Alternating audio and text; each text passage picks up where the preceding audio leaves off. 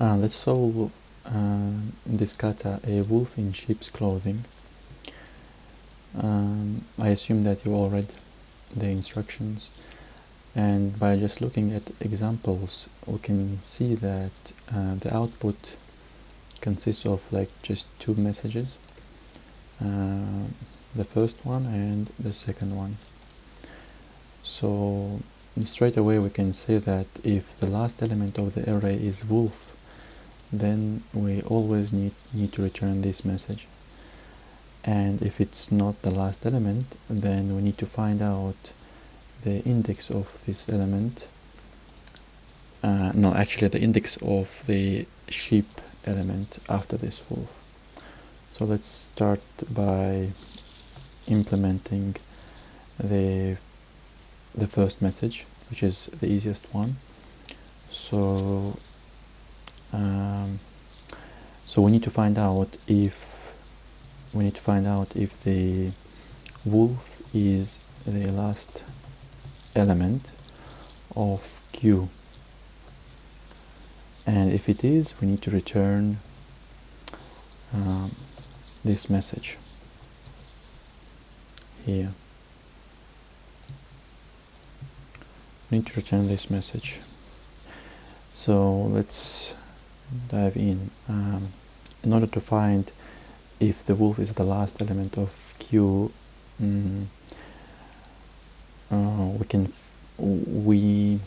need to compare it. We need to find the index of the wolf, and to find if it's equal to length minus 1. So let's create the constant, which is wolf index is equal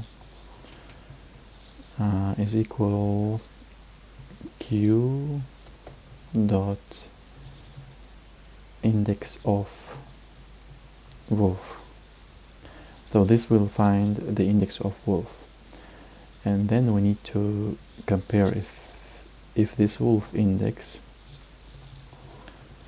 is equal to Q dot length minus 1.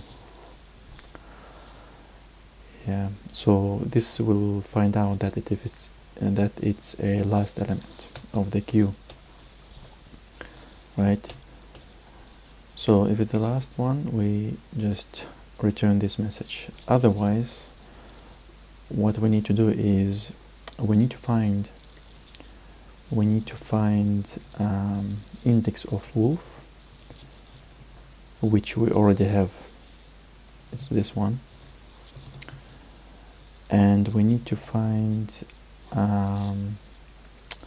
so the next index, right? So index which is after this, so plus 1, isn't it? Yeah. So let's go how to find that. So sorry, I did this mistake here. So it's wolf index, and here as well.